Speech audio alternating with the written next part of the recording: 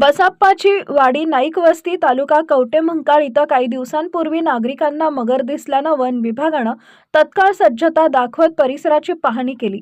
वनपाल अजितकुमार सूर्यवंशी व वनरक्षक परीक्षित जाधव यांनी घटनास्थळी भेट देऊन परिस्थितीचा आढावा घेतला।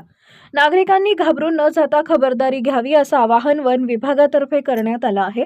या पार्श्वभूमीवर वन अधिकारी व कर्मचाऱ्यांनी बसाप्पा वाडीचे सरपंच, उपसरपंच व ग्रामपंचायत सदस्यांशी संवाद साधून आवश्यक उपाययोजना स्पष्ट केल्या।